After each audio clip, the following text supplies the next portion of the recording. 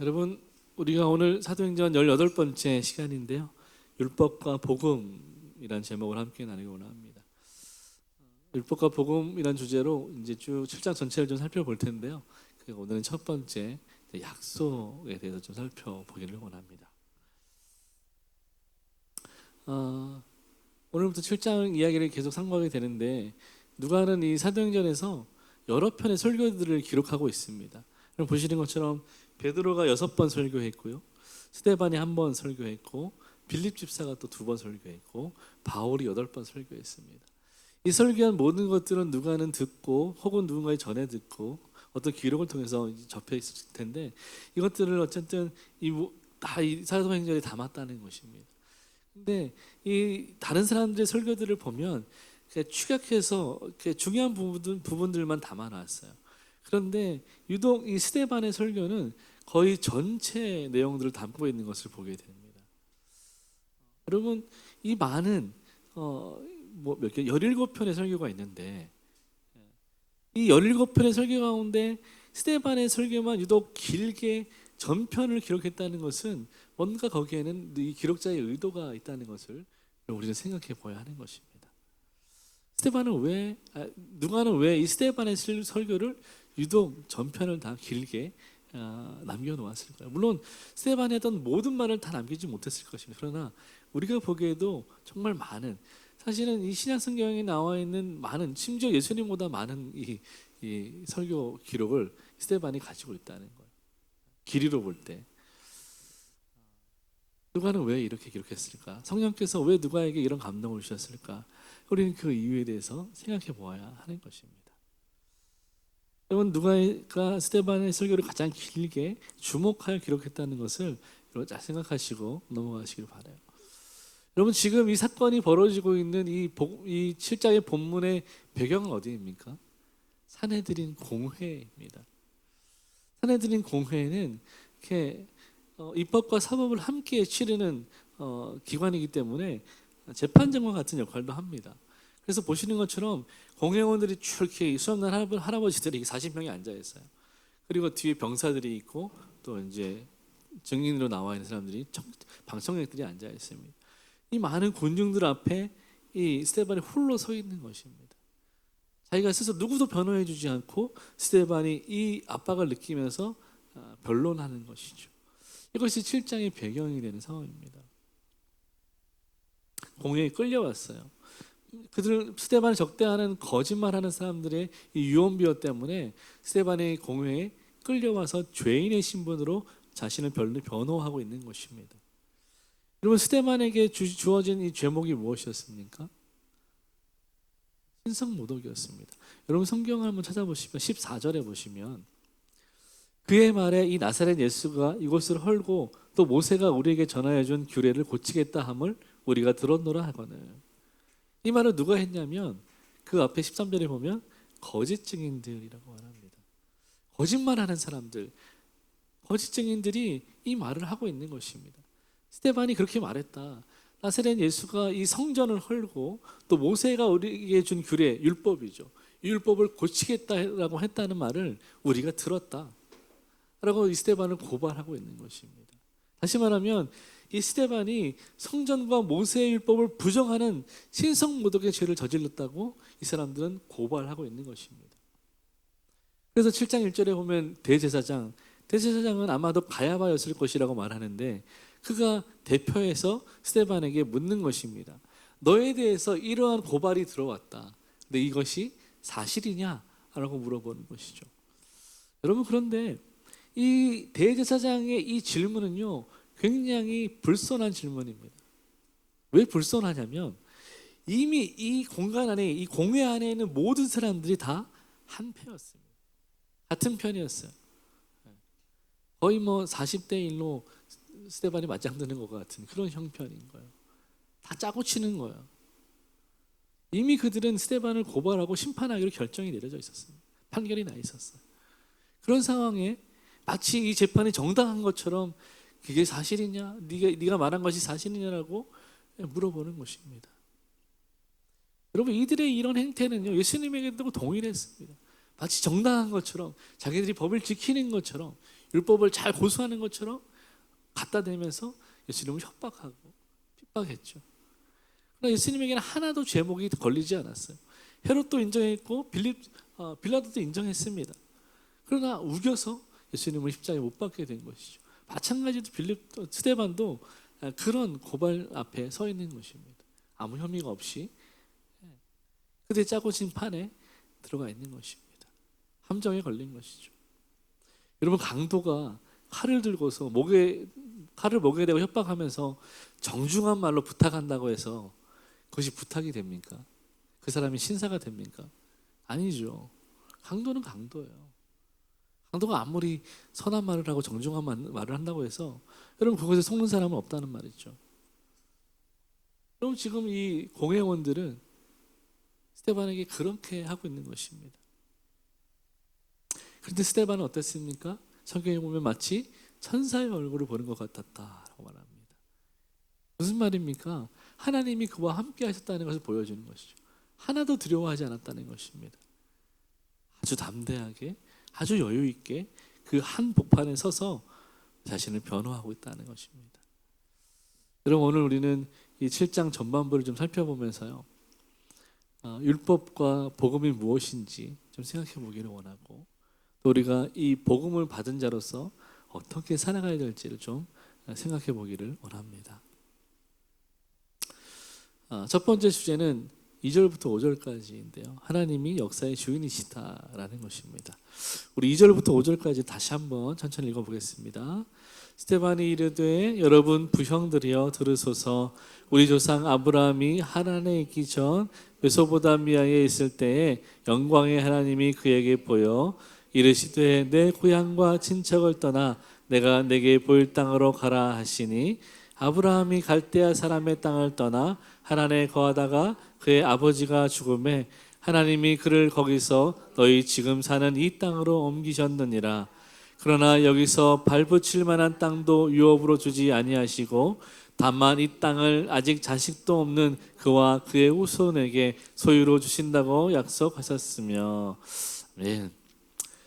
여러분, 스데반은 공회원들 앞에서 자기를 변호하기 시작했어요. 사실은 변호이면서 동시에 복음을 전하는 선포이자 스데반의 설교였습니다. 참 은혜인 것이 베드로도 그랬지만 베드로도 어떤 핍박과 고난과 어떤 그 고발 앞에서 자신을 변호하기 위해서 말을 시작했는데 그것이 결론적으로 보면 예수 그리스도를 증거하는 복음 설교가 되었던 것을 보게 됩니다. 오늘 스데반의 이야기도 마찬가지죠. 스데반은 변론을 시작했어요. 그런데 이 변론에서 이스라엘의 역사를 되짚어갑니다. 아브라함부터 시작해서 요셉과 모세와 다윗과 솔로몬까지 이어가는 거죠.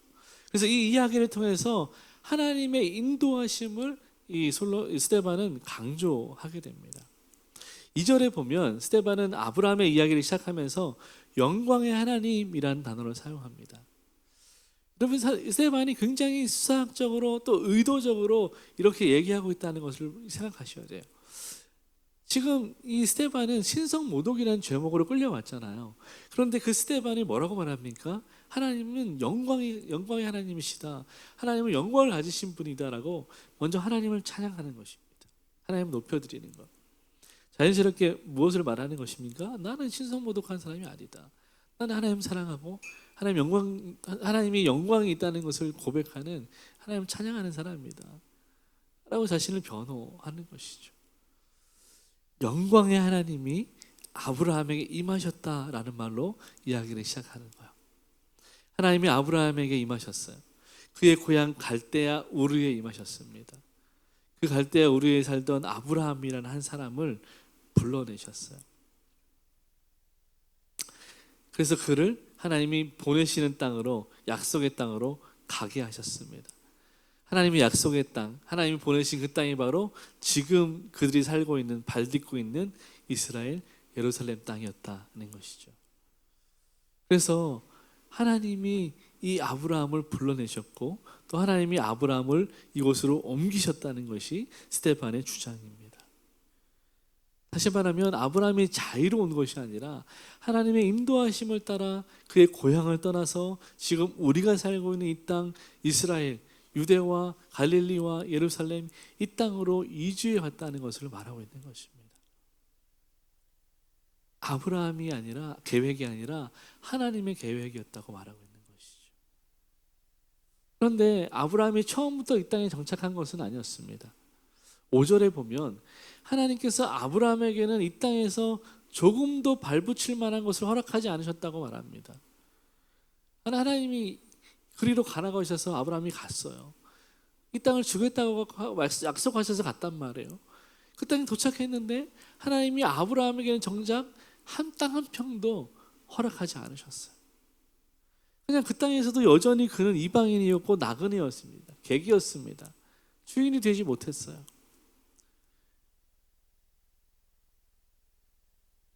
하나님은 아브라함을 철저하게 이방인의 신분에 두셨어요. 이것을 강조하는 것이 스데반의 의도입니다. 하나님이 아브라함에게 하나의 유업도 주시지 않았다는 것을 일부러 말하고 있는 것입니다. 이것을 드러내는 이유가 있는 거죠. 아브라함은 이방인이었다는 것을 드러내는 것입니다. 이 땅이 원래부터 우리 땅이 아니라는 것을 드러내는 것입니다. 여러분, 아브라함이 하나님에게 받은 것은 약속이었어요. 땅이 아니라 약속이었습니다. 또 원래 하나님께서 창세기 12장에서 아브라함을 부르실 때는 땅의 약속과 후손의 약속이 같이 있었습니다. 그런데 이 땅을 아직 주시지 않았어요. 뭐만 줬습니까? 이 땅을 너와 너희 후손에게 주겠다라는 약속, 말씀만 주셨단 말이죠.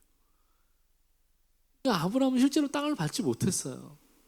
그냥 사라의 장지를 위해서 땅을 조금 구매하긴 했지만 그것도 자기를 위한 땅이 아니었죠. 아브라함이 받은 것은 땅이 아니라 약속이었습니다. 심지어 그 약속도 누구에게 주시겠다는 약속입니까? 아브라함이 아니라 그의 자손들에게 주시겠다는 약속이었어요. 황당하죠. 나한테 주셔야 되는데 나를 불러놓고 내 자손들에게 주신다고 약속하신. 그래도 아브라함은 약속을 믿고 굳게 기다렸습니다. 여러분, 그의 후손에게 주시겠다는 약속.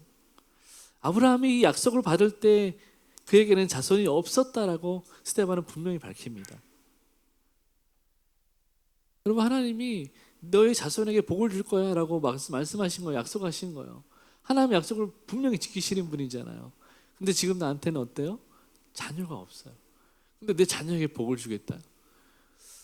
여러분, 하나님이 지금 나한테 그렇게 말씀하시면 놀리는 줄 알 거예요. 장난하시나. 근데 아브라함이 그렇게 말씀하신 거예요. 여러분, 하나님의 이 약속의 말씀을 받아들이기 위해서 아브라함에게 뭐가 있어야 됐을까요? 그에겐 절대적으로 믿음이 필요했습니다. 하나님의 약속은 믿음이 있어야지만 가능한 약속이었어요. 받아들일 수 있는 약속이었어요. 그런데 여러분 보세요. 이 스데반의 설교에서 스데반은 아브라함의 믿음에 대해서 한마디도 언급하지 않습니다. 분명히 창세기에는 아브라함이 믿음으로 이것을 받았다. 히브리서에도 아브라함이 믿음으로 이것을 받았다라고 고백하지만 스데반은 그것에 대해서 일부러 이야기하지 않습니다. 의도적으로 그렇게 하는 거예요. 언급하지 않아요. 여러분, 그렇다면 하나님이 약속하신 대로 그들의 아브라함의 후손들은 편하게 이 땅을 상속받았습니까? 그렇지도 않아요. 아브라함의 후손들, 그들은 400년 동안 남의 땅에서 고생하며 나그네와 종의 삶을 살게 됩니다. 그렇게 될 것이라고 심지어 하나님이 예언하셨어요. 아브라함에게. 얼마나 황당할까요? 땅을 준다고 했다가 나그네 된다고 했다가 왔다 갔다 하시는 것 같죠. 정말 믿음이 아니고서는 하나님의 약속의 말씀을 들을 수가 없는, 받아들일 수가 없는. 그들의 후손들도 400년 동안 아브라함처럼 정처 없이 떠들고 나그네와 종의 삶을 살아야 됐어요. 이방 땅에서 노예의 삶을 살아야 했습니다. 압제당했어요. 처음에는 요셉과 함께 떵떵거리며 들어갔지만 요셉을 모르는 왕이 태어나자, 그들이 득세하자 그들의 신분과 그들의 어떤 힘이 다 무너져 버렸습니다. 그들은 요셉의 가족으로서 로얄 백성이었지만, 로얄층이었지만 한순간에 그것이 다 무너져 버렸어요. 가장 낮은 노예 계층이 되어 버렸어요. 그들은 늘 아침부터 저녁까지 입에서 단내가 날 때까지 노동을 해야지만 겨우 먹고 살 수 있는 형편이었습니다. 심지어 그럼에도 불구하고 자녀들이 불어나니까 이 애굽의 왕이 히브리인들이 태어나면 남자는 다 죽이라고 말하는 거예요. 아이들 다 죽이라고 말하는 거죠. 오늘 우리가 읽었던 것처럼 그런 가운데서도 모세는 태어나게 되는 거죠. 그리고 모세는 살아나게 되는 것이죠. 400년 동안 나그네와 종살이를 하게 될 것이다 예언하셨어요. 그대로 되었습니다. 그 후에 약속의 땅에 정착하게 될 것이라고 하늘 말씀하셨어요. 그대로 되죠. 모세를 통해서 구원받고 여호수아를 통해서 약속의 땅에 들어가게 됩니다. 그리고 그때 그들은 하나님을 섬기게 될 것이다 라고 말합니다. 하나님 섬긴다는 것은 하나님 예배한다는 것이죠. 이 모든 것이 하나님이 아브라함에게 주신 약속의 말씀이었고 예언의 말씀이었습니다. 근데 그것이 역사를 통해서 이루어졌죠. 성취되었죠. 그것이 우리가 보는 모세오경의 내용들이죠. 그리고 스데반이 그 이야기를 지금 하고 있는 것입니다. 여러분, 스데반이 이 이야기를 하는 이유가 있습니다. 일부러 그래요. 우리가 지금 이 땅을 우리 땅으로 여기고 이것을 성지로 여기고 있지만 우리도 결국은 처음엔 누구였다고요? 나그네와 종이었고 이방이었다는 것을 말하고 있는 것입니다. 하나님은 아브라함에게 약속 말씀하시면서 한 가지 더 이야기하세요. 그것은 바로 할례였습니다. 내가 너와 이런 약속을 세우고 내가 반드시 이것을 이루어낼 것인데, 지킬 것인데 너는 그래서 이 약속을 이 계약서를 작성하자. 그 계약서가 바로 할례였습니다. 하나님은 아브라함에게 할례를 명령하셨어요. 그리고 아브라함은 그 말씀에 순종했습니다. 그리고 어떻게 됐습니까? 언약에 신실하신 하나님께서 아브라함에게, 자식이 없던 아브라함에게 이삭을 주셨어요. 그리고 이삭 하나만 주셨어요. 그리고 이삭에게 누구를 주셨습니까? 에서와 야곱을 주셨죠. 그 중에 야곱을 택하셔서 그 야곱에게 12지파를 주셨습니다. 그래서 마침내 이스라엘 12지파가 탄생하게 된 것이죠. 그래서 우리가 읽었던 요셉의 이야기, 모세에게 계속 우리 조상들 하고 얘기했잖아요. 그게 다 12지파를 이야기하는 것입니다. 근데 이 구도를 보면 계속해서 우리 조상들은 실패했어요. 근데 하나님이 성공하시는 거예요. 누군가를 통해서, 요셉을 통해서, 모세를 통해서, 다윗을 통해서, 솔로몬을 통해서 계속 이야기하는 거예요. 그러나 여러분, 스데반이 이 첫 번째 변론을 쭉 진행해 나가면서 1절부터 8절까지 내용을 중심으로 생각해 볼 때 스데반이 말하고자 하는 것은 이것입니다. 하나님이 역사의 주인이시라는 거예요. 스데반은 철저하게 아브라함의 믿음이나 순종이나 그의 행위에 대해서는 언급을 자제합니다. 그러면서 계속해서 하나님께서 이렇게 계속 하나님에 대해서 이야기하는 거예요. 하나님이 그들의 조상 아브라함을 어떻게 인도하셨고 얼마나 신실하게 약속을 지키셨는지 그것에 대해서만 이야기하는 것입니다. 그리고 오늘 성경에 보면 4절인가요? 5절인가요? 하나님이 옮기셨다라고 분명하게 스데반은 이야기하는 거예요. 아브라함이 왔다가 아니라 하나님이 옮기셨다라고 분명히 표현하는 거죠. 수동태로 표현하죠. 하나님이 하셨다는 거예요. 우리가 한 게 아니라는 거예요. 그래서 우리의 의리가 아니고 우리의 능력이 아니고 우리의 어떤 힘이 아니라는 거예요. 하나님의 은혜라는 것이죠. 더불어서 이 스데반은 뭘 강조하냐면 지금 사는 이 땅이라는 표현을 자주 합니다. 이 땅, 지금 이 땅. 이 표현을 계속해서 이 스데반 설교 가운데 표현하고 있어요. 왜 그렇게 이야기할까요? 왜 예루살렘이라고 성전이라고 말하지 않고 이 땅이라고 말할까요? 하나님이 아브라함에게 땅을 약속을 주셨는데 그 땅이 바로 지금 우리가 살고 있는 이 땅, 이스라엘, 유대와 갈릴리와 예루살렘 땅이죠. 이 땅이 원래 우리 것이 아니라 하나님이 신실하셔서 하나님이 아브라함에게 하신 약속을 지키셔서 우리에게 주어진 땅이라고 말하고 있는 것입니다. 우리가 쟁취하고 얻어낸 땅이 아니라 하나님이 우리에게 은혜로 값없이 주신 땅이라고 말하고 있는 것입니다. 하나님의 땅이라고 말하고 있는 것이죠. 우리가 주인이 아니라 하나님이 주인이라고 애둘러서 말하고 있는 것입니다. 왜 이렇게 말할까요? 그런데 너희는 왜 주인 행세하고 있느냐라고 스데반이 꼬집고 있는 것입니다.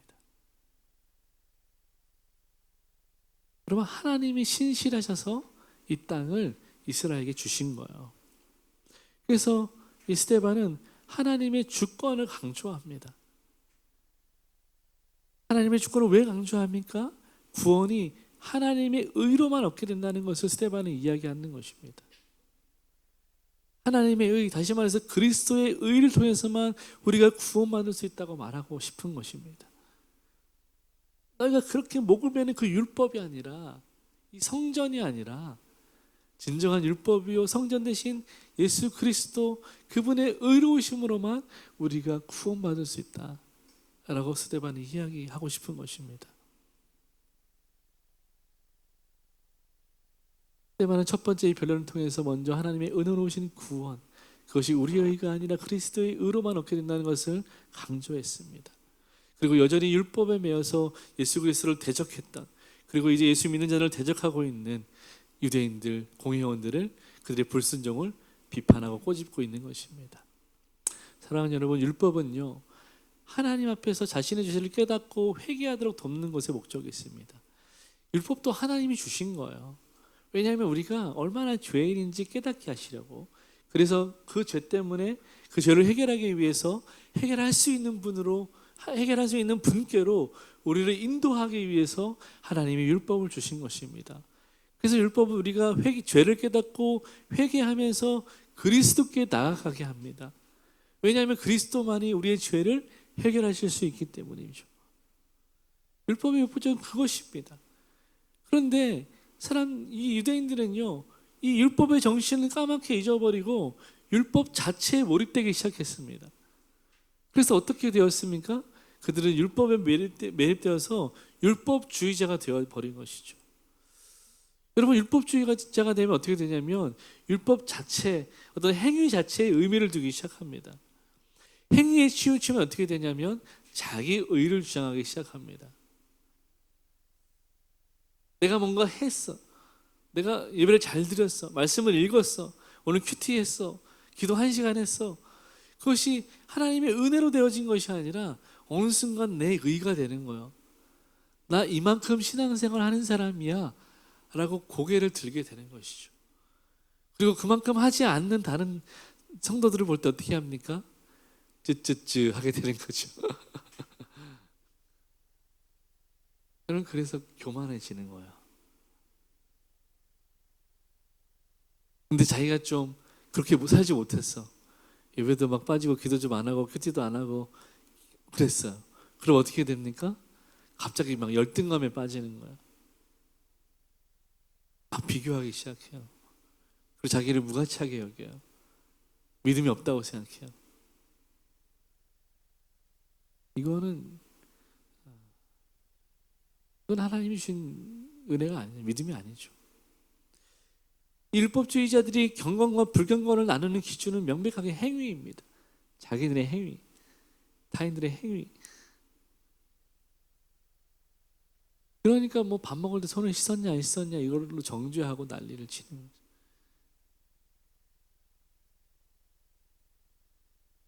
자신의 행위, 내가 얼마나 고상하게 하나님 섬기는가, 내가 얼마나 종교행위를 했는가, 거기에 기준을 두고 자기의 의에 빠져서 하나님도 잊어버리고 말씀도 잊어버리고,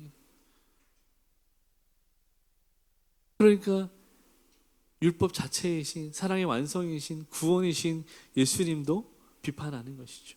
왜요? 예수님이 세리와 죄인들과 먹고 마시니까, 안식일을 안 지키니까 막 비판해버리는 거예요.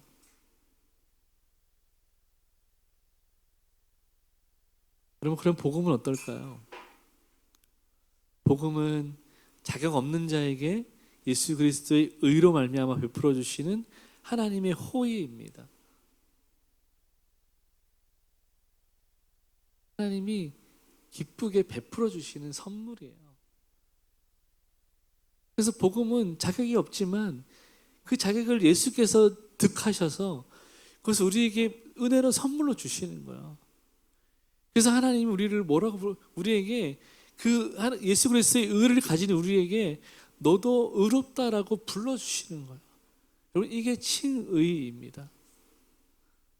우리는 의롭지 않지만 예수 그리스도가 우리 안에 계실 때 너도 예수 때문에 의로워졌다라고 불러주시는 거예요. 그러니까 우리는 자격이 없다는 걸 알아요. 내가 죄인이라는 걸 알아요. 그러니까 복음을 가진 사람은 어떻게 합니까? 더 겸손해져요. 내가 자격이 없고 내가 죄인이라는 걸 아니까 더 겸손해지는 것입니다. 여러분, 그래서 바울이 어떻습니까? 바울이 회심하기 전에는 막 득세해가지고 내가 하나님의 열심을 가졌다라고 막 핍박하는 사람이었어요. 근데 그가 예수님 만나고 변화되니까 어떻게 됩니까? 내가 죄인 중에 괴수다라고 말해요. 내가 가장 큰 죄인이라고 말하는 것입니다. 그전에 자기는 의로운 사람이었어요. 근데 그가 예수님 만나고 복음을 받아들이니까 이제는 나는 죄인이라고 고백하고 있는 것입니다. 더 겸손해져요. 복음 안에 있는 사람은 겸손해집니다. 왜 그렇습니까? 우리 의가 아니라 그리스도의 의가 우리를 살리고 거룩하게 하셨기 때문에 그 복음의 은혜에 대한 감격이 우리의 삶의 원동력이 되는 것입니다. 그것이 우리의 삶의 기준이 되는 거예요. 내가 뭔가 했기 때문에 나는 의로워, 나 오늘 좀 괜찮아, 샬롬 이렇게 하는 게 아니라는 거예요.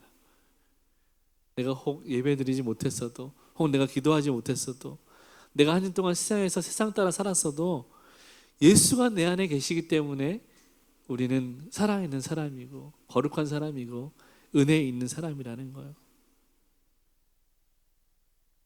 이게 복음의 정신입니다. 그러니 복음이 얼마나 놀라운 거예요. 그러니 세리와 창기들이 예수님을 얼마나 기뻐하며 따랐겠습니까? 나 같은 사람도 구원받을 수 있다는 게 얼마나 감격이었겠어요. 성전 근처도 못 가던 사람들이었는데 예수님 그들에게 찾아오셔서 너에게 구원이 있다고 말씀해 주셨잖아요. 그 감격으로 그들은 살았어요. 자신들의 목숨을 다 내어놓고 하나님 사랑하며 살았습니다. 여러분, 그래서 정말 복음 안에 있는 사람은 이 은혜의 감격을 누리며 살아야 돼요. 내가 뭔가 했기 때문에, 내가 선한 삶을 살았기 때문에, 내가 종교 행위 했기 때문에, 그렇기 때문에 기뻐하는 사람은 율법적인 사람이에요. 그거 하나도 못해도, 내가 죄만 짓고 살아도 기쁨으로 교회 나와서 찬양하고 하나님 앞에 설 수 있는 사람이 진짜 복음 안에 있는 사람이에요. 여러분, 그래서 복음이 우리 안에 있다는 것은 굉장히 우리 편에서 보면 되게 뻔뻔한 겁니다. 무식하고 뻔뻔해야 돼요. 하나님의 은혜 때문에 사는 것입니다. 스스로 정죄하지 마십시오. 로마서에 분명히 말해요. 천사도 우리를 정죄할 수 없다고 말했습니다. 우리를 정죄하는 자는 오직 사단밖에 없어요. 그 정죄는 거짓입니다. 성령 안에 있는 저와 여러분을, 예수 안에 있는 저와 여러분을 정죄할 사람은 하늘과 땅에 아무도 없습니다. 오죽하면 예수님도 가늠하다 잡힌 그 여인에게 뭐라고 말씀하셨습니까? 나도 너를 정죄하지 않는다라고 말씀하셨어요. 여러분, 기뻐하십시오. 복음을 감격으로 감사하십시오. 여러분, 그리스도인에게 행복은요, 내 안에 결단과 행동에 있는 것이 아니라 예수를 믿는 믿음 안에 있다는 것을 고백하시길 바라요. 믿음으로, 감사함으로, 기뻐하며 하루하루를 살아내는 저와 여러분 되기를 주님의 이름으로 축복합니다. 여러분, 두 번째 주제는 뭐냐면 온 땅의 주인이신 하나님입니다.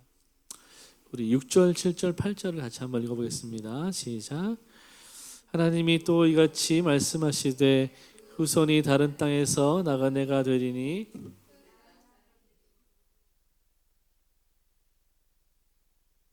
또 이르시되 종 삼는 나라를 내가 심판하리니 그 후에 그들이 나와서 이곳에서 나를 섬기리라 하시고 할례를 언약을 아브라함에게 주셨더니 그가 이삭을 낳아 여드레 만에 할례를 행하고 이삭이 야곱을, 야곱이 우리 12조상을 낳으니라. 아멘. 여러분, 스데반이 변론을 시작하면서 이스라엘 역사를 쭉 훑어보는데요, 아브라함에서부터 시작한 이유가 있습니다. 왜냐하면 이스라엘의 조상이 아브라함이기 때문에 그렇습니다. 아브라함은 단순히 믿음의 조상일 뿐만 아니라 이스라엘이라는 민족 자체의 시조이기 때문에 아브라함이 누구인가, 아브라함의 근본이 무엇인가를 살펴보는 것이 이 사건에 있어서 굉장히 중요한 변론의 단초가 되는 것이죠. 여러분 우리 대한민국도 그렇지 않습니까? 너는 뭐 배달의 민족이라고 하지만 너희가 우리나라가 무슨 민족이라고 하면 우리는 뭐 홍인간의 뜻으로 단군 할아버지가 터잡으신 단군 민족이라고 말하지 않습니까? 아직 그런 것처럼 그 민족의 시조가 누구인가가 굉장히 나라마다 중요합니다. 특히 유대인들에게 너무너무 중요한 이슈였어요. 스테반의 변론은 아브라함의 근본에 대한 설명부터 시작합니다. 여러분 아브라함은 원래 어디 사람이었습니까? 지금 이 땅 사람이 아니라 이스라엘 사람이 아니라 갈대아, 메소포타미아 사람이었다는 거예요. 여러분 이 이스라엘 갈대아에서 메소포타미아까지는 엄청난 거리가 있습니다. 성경 파노라마 해보신 분은 알지만 이렇게 메소포타미아 이렇게 티그리스가 이렇게 하는데 기억이 안 나네요. 자격증도 있는데 하여튼 이 예루살렘이 이스라엘 여기 있으면 저 끝에 있어요. 저 끝에 메소포타미아가 있습니다. 그 메소포타미아 우르라는 것은요 지금도 있고요. 거기에 아브라함 도시가 있어요. 아브라함 마을이 있어요. 지금도 많은 여행자들이 찾아간다고 합니다. 그 우르 거기에 살던 사람이었어요. 근데 어느 날 하나님이 아브라함에게 임하신 거예요. 그리고 그를 지명하셔서 부르셨습니다. 그에게 약속과 사명을 주셨어요. 그래서 아브라함이 갈 바를 알지 못했지만 하나님의 약속을 붙잡고 고향을 떠나서 먼 여행을 시작했습니다. 정말 먼 여행이었어요. 이 메소포타미아에서부터 하란까지 올라갑니다. 그 하란에서 살다가 아버지 데라가 돌아가시니까 이제 가나안으로 들어오게 됩니다. 그래서 이렇게 올라갔다 내려오는 거예요. 아주 먼 여행이었어요. 그리고 마침내 하나님의 인도하심을 따라서 도착한 것이 지금 이 땅, 이스라엘 땅이었다는 것입니다. 여러분 그래서 우리가 주목해야 될 두 번째 주제는 바로 이것입니다. 하나님께서 이스라엘 밖에서 자신을 드러내셨다는 것입니다. 하나님이 이스라엘에만 임하신다고 유대인들은 믿었잖아요. 그런데 지금 스데반이 그것을 깨트리는 것입니다. 우리의 조상 아브라함, 누구나 다 인정한 아브라함, 그 아브라함이 메소포타미아 저 먼 땅에 살고 있던 사람이었다는 거예요. 그리고 하나님이 거기에 임하셨다고 말하는 것입니다. 여러분 이것은 굉장히 도발적인 언사입니다. 적어도 지금 이 공회에 앉아있는 사람들에게 스데반의 이 발언은 굉장히 도발적인 말이에요. 알고 있지만 입 밖으로 내지 않는 말이었거든요. 우리 그 단군 신화에도 이렇게 곰이 사람이 됐다라고 나오잖아요. 그래서 단군 결혼해서 뭐 자손을 낳았다 이렇게 나오잖아요. 그럼 우리는 곰의 자손들입니까?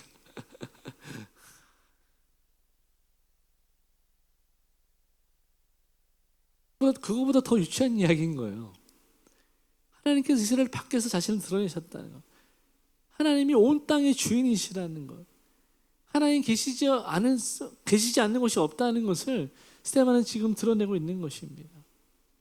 왜냐하면 여러분 유대인들은요 목숨처럼 여기는 것들이 몇 가지 있었는데 그 중에 성전, 성지 그리고 선민 사상이 아주 중요했습니다.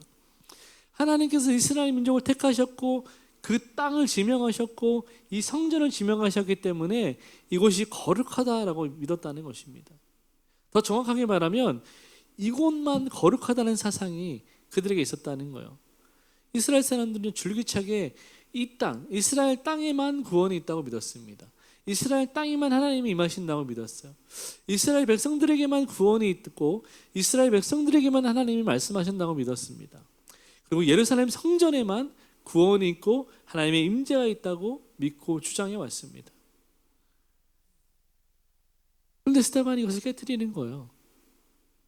뒤에 우리가 읽었지만 말씀하잖아요. 선지자의 글들을 통해서 하나님 온 땅이 하나님의 처소인데 하나님이 거기 계시겠느냐 라고 말하는 것이죠. 스데반은 계속해서 이것을 깨트리는 것입니다. 꼬집는 것이요. 너희가 틀렸다고 말하는 것입니다. 너희가 이곳만 거룩하다고 말하는 그 지독한 혈통주의와 민족주의 이거 틀렸다는 것입니다.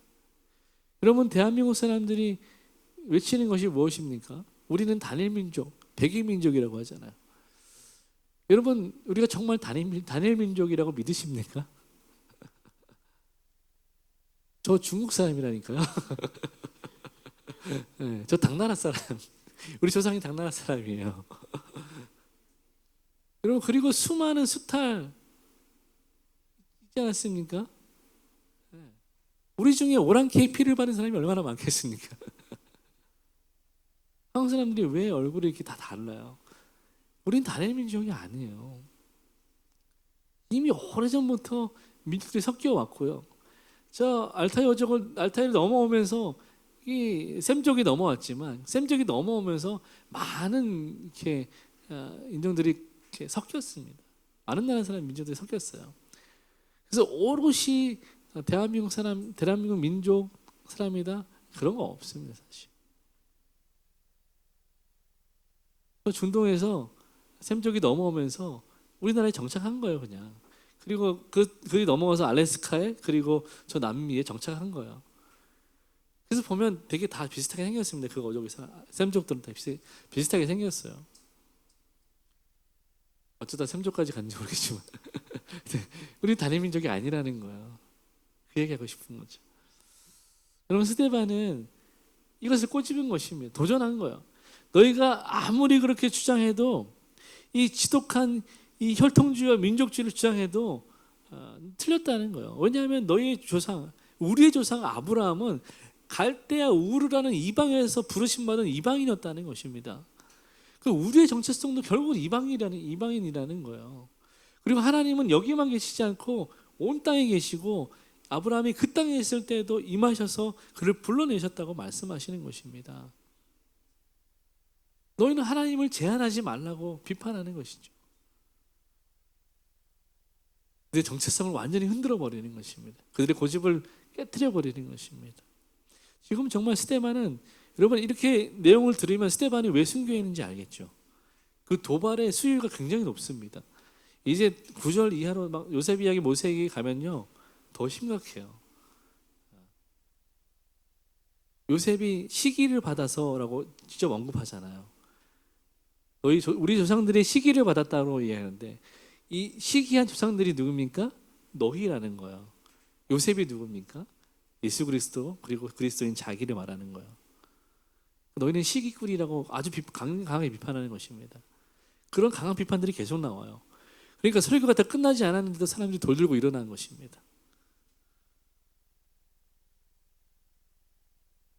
여러분 지금 스데반은 성령의 감동으로 이 말을 하고 있는 것입니다. 우리도 이방인이다. 너희가 그렇게 혈통주의 부르짖는 거 틀렸다. 그러지 마라. 말하고 있는 것입니다. 여러분 우리도 마찬가지죠. 저도 어릴 때는 이게 자꾸 구분이 안 돼서 막 예배 찬양일도 할 때나 어떤 이렇게 이야기 교제할 때 그런 얘기 많이 했어요. 막 우리는 구원받은 사람이고 저 밖에 있는 불쌍한 영혼을 막 이렇게 구원받지 못하는 불쌍한 영혼을 이렇게 구분해내고 그래서 예수도 안 믿는 것들 막 이렇게 하여튼 그때는 좀 제가 무식했어요. 그래서 그렇게 막 구분하고 살았어요. 그렇지 않다는 거예요. 우리도 하나님의 은혜가 아니면 그들과 다를 게 없다는 것이죠. 우리가 잘난 게 아니다는 거예요. 하나님 우리를 선택하시고 부르셔서 은혜를 구원 주셨기 때문에 우리가 여기 있는 거지. 하나도 우리가 잘난 게 없다는 거죠. 근데 우리는 막 예수 믿는 것이 뭐 득세하는 것처럼 권세인 것처럼 그렇게 하는 거죠. 그래서 강압적으로 복음을 전하는 것은 틀린 것입니다.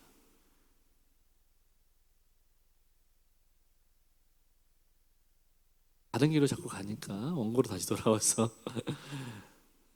여러분 아브라함만 이방인이었던 거 아니죠. 여러분 요셉 보십시오. 스데반도 요셉 이야기하지만 요셉의 아내가 누군지 아십니까? 애굽의 제사장의 딸이었어요. 이방인이었습니다. 모세는 누구랑 결혼했습니까? 미디안의 제사장의 딸과 결혼했어요. 결혼했습니다. 심지어 이 가나안 약속의 땅에 들어간 이 아브라함의 후손들은 어땠습니까? 가나안 땅에 정착해서 살면서 그 땅의 원주민들과 통혼했습니다. 이미 섞일 대로 섞였어요. 그런데도 지금 이들은 혈통주의를 주장하고 있는 것입니다. 너희는 틀렸다. 얼마나 너희의 이론이 어리석고 부족한지 지금 스데반이 꼬집어 말하고 있는 것입니다. 그 더불어서 스데반은 8절에 마지막으로 할례에 대해서 언급합니다. 여러분 할례는요 그 하나님이 아브라함에게 주신 언약의 표징인데요. 원래 그 역사학자들이 말할 때 그 고대에 이 중동 지방에 할례 의식이 있었다고 합니다. 원래부터. 근데 하나님이 그것을 가져와서 어쨌든 사용하신 거예요. 이 할례는, 성경에서 할례는요, 태어난 지 8일째 되는 날 남자의 성기의 포피를 제거하는 것인데, 이 할례는 하나님과 이스라엘 백성 간의 언약을 체결하는 증표였습니다. 내가 너와 언약을 맺었다는 그 증표로 하나님이 아브라함에게 너희 집에 있는 모든 남자들의 성기 표피를 잘라내서 할례를 행하라고 말씀하셨어요. 이때 하나님 뭐라고 말씀하시냐면 너희의 집에 기르는 종들까지도 라고 말씀하십니다. 그러니까 아브라함만 할례한 것이 아니라 그 집에 있는 모든 남자들은 다 할례를 받은 것입니다. 무슨 말입니까? 거기는 이방인들도 있었거든요. 하나님이 아브라함의 모든 가족들, 그 집에 사는 모든 사람들을 다 구원하셨다는 말씀입니다. 언약을 체결하셨습니다. 그리고 이 언약의 증표, 왜 이 할례를 행하라고 했냐면 하나님과의 약속은 생명이 걸린 것이라는 것입니다. 생명과 연관이 있다는 것을 말씀하고 싶었던 거예요. 하나님이 아브라함과 할례의 언약을 체결하시기 전에 또 하나의 언약을 체결하시는데 그게 뭐냐면 이 짐승을 쪼개어 놓고요. 하나님과 아브라함이 원래는 이 짐승에 쪼개진 짐승 사이로 지나가야 합니다. 근데 하나님이 아브라함에게 너는 가만히 있어라. 네가 할 수 없다. 그리고 하나님이 직접 왔다 갔다 하십니다. 하나님만. 무슨 뜻이냐면 이 언약은, 너와 내가 세운 언약은 나만 지킬 수 있다는 거예요. 너는 지킬 수 없다는 것입니다. 여러분, 고대 짐승을 쪼개고 그 사이를 지나가는 것은요, 이 계약을 지키지 않으면 내가 생명으로 갖겠다는 뜻입니다. 할례도 마찬가지였던 거예요. 그래서 하나님과의 언약은요, 생명과 연관되어 있습니다. 목숨을 거는 것입니다. 그래서 할례를 통해 다시 한번 그것을 상기하는 것이죠.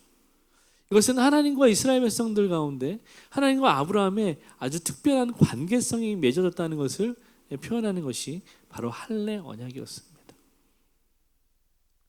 그럼 앞에 말씀드렸듯이 아브라함만 할례 받은 것이 아니라 그 가정에 있는 모든 이방인 종들까지도 할례 받았다는 것이 너무 중요합니다. 왜냐하면 여러분, 할례, 스데반이 혈통주의를 언급하면서 할례 언급한 이유는 뭐냐면요, 하나님의 구원은 우리의 혈과 육이 아니라 하나님과 관계를 맺음으로써 얻게 된다는 것을 말하고 있는 것입니다.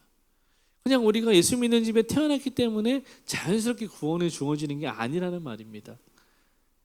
하나님과 내가 1대1로 만나야지만, 하나님과 관계를 맺어야지만 우리 안에 하나님의 구원이 임하게 된다는 것입니다. 여러분, 그래서 이 할례가 지금은 무엇입니까? 세례가 되는 것입니다. 그래서 우리는 생명을 걸고 물에 잠기는 세례를 받는 것이죠. 그것이 하나님과 내가 생명을 건 특별한 관계가 되었던, 하나님이 내게 구원을 주셨다는 증표가 되는 것입니다. 그래서 교회는 성도들에게 세례를 베풀고 세례받은 자들이 교회의 정식 멤버십이 되고 성찬에 참여하게 되는 것입니다. 요한은 이것에 대해서 이렇게 이야기합니다. 요한복음 1장 12절 13절 같이 한번 읽어보겠습니다. 시작. 영접하는 자,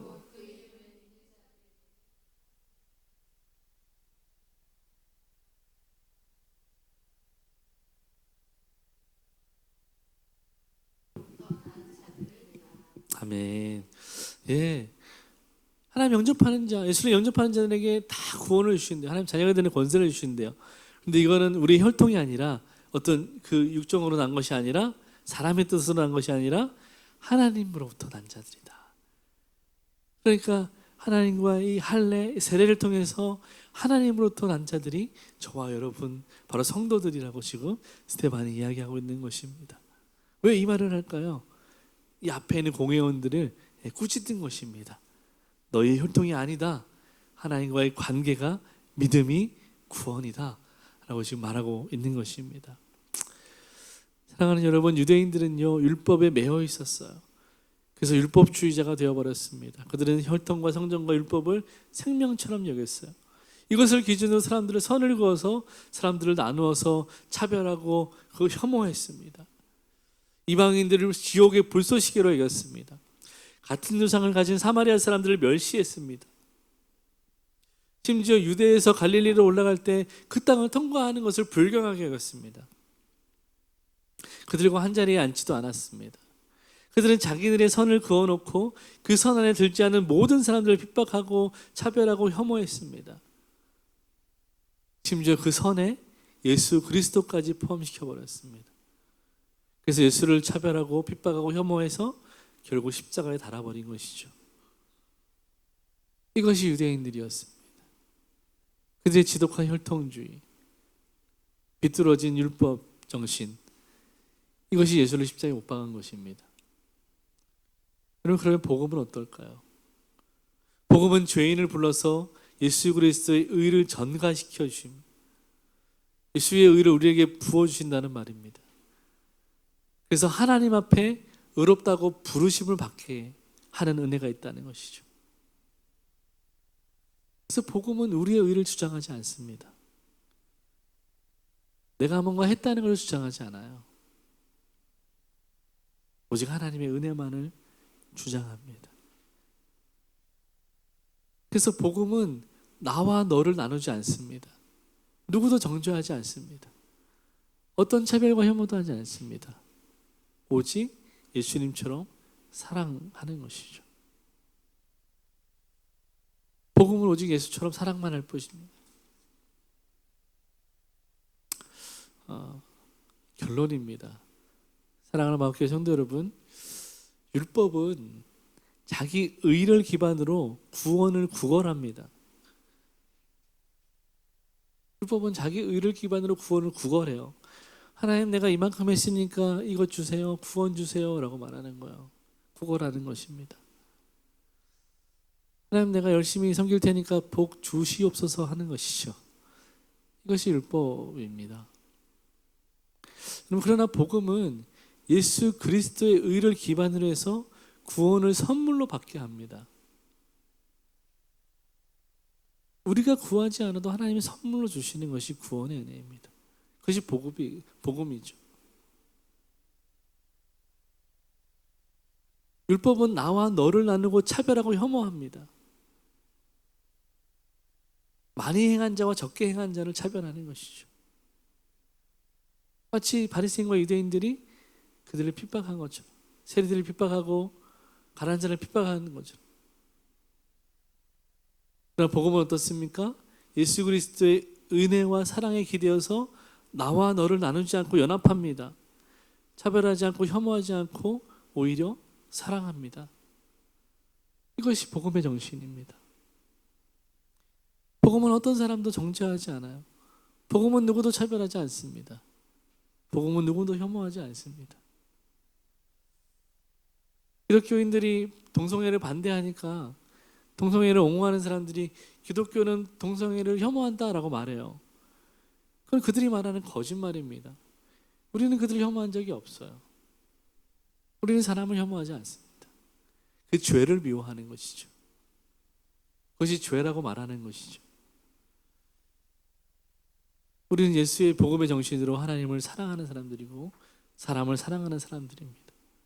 이것이 복음을 가진 저와 여러분의 정체성인 거예요.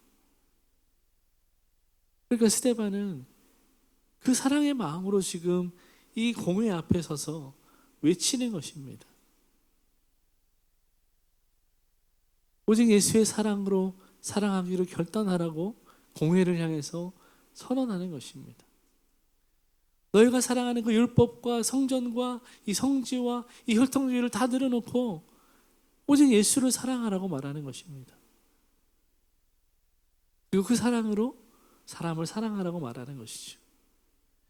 이것이 율법의 정신이라고 말하는 것입니다. 그래서 로마서에 뭐라고 말합니까? 율법의 완성은 사랑이라고 말하는 거예요. 그리고 그 사랑이 바로 예수 그리스도이십니다. 요한은 그래서 사랑이 여기 있는데 우리가 먼저 사랑한 것이 아니라 하나님이 우리를 사랑하신 것이다 라고 요한 1서에서 고백합니다. 그래서 이 사랑이 있으면 허다한 두려움을 내어쫓는다고 말합니다. 그리고 하나님을 향하여 담대해진다고 말합니다. 사랑하는 여러분, 말씀을 마치면서 우리 안에 예수 그리스도께서 주신 은혜의 복음이 날마다 작동할 수 있기를 축복합니다. 그래서 내 의로 인해서 기뻐하거나 내 의로 인해서 절망하는 것이 아니라 예수께서 주신 그 놀라운 은혜와 예수의 의로 말미암아 복음의 은혜로 말미암아 구원에 감격하고 감사하고 그 은혜로 사랑하며 또 사랑하기를 결단하는 저와 여러분이 될 수 있기를 주님의 이름으로 축원합니다. 아멘. 우리 기도하겠습니다. 사랑의 아버지 하나님, 참 감사합니다. 하나님, 오늘 스데반의 설교를 통해서 율법과 복음의 정신에 대해서 한번 생각해 보았습니다. 하나님, 하나님의 약속이 있는 말씀을 통해서 또 하나님의 그 약속이 있는 말씀을 하나님께서 친히 이루심으로 말미암아 오늘 우리가 이 땅에서 하나님을 예배할 수 있음을, 하나님을 사랑할 수 있고 하나님의 사랑 받을 수 있음을 다시 한번 고백하며 나아갑니다. 하나님, 우리에게 베푸신 그 놀라운 복음의 은혜에 감사하며 하나님, 우리가 죄인 되었던 때를 늘 기억하고 여전히 구원받았지만 우리가 죄인인 것을 고백하며 예수의 은혜가 없으면 우리도 죄인인 것을 날마다 인정하며 우리의 이웃들을 예수의 사랑으로 더욱더 사랑할 수 있도록, 또 나를 사랑할 수 있도록, 무엇보다 하나님을 사랑할 수 있도록 날마다 은혜를 베풀어 주시옵소서. 성령 안에 날마다 새 힘을 부어주셔서 우리가 나도 사랑하고 남도 사랑하고 나도 살고 남도 살리는 거룩하고 복된 인생 될 수 있도록 복음을 증거하는 믿음의 삶이 될 수 있도록 우리 사랑하는 마가교회 성도들 축복하시고 인도하여 주시옵소서. 지금은 우리 주 예수 그리스도의 은혜와 선하신 하나님 아버지의 사랑과 보혜사 성령의 교통하심이 오늘 주의 말씀을 들고 세상으로 나가는 거룩한 주님의 백성들 머리 위에, 저들의 가정과 직장과 학업 위에, 이 나라와 북녘 땅 위에, 그리고 열방 가운데 이제부터 영원까지 함께 있을지어다. 아멘.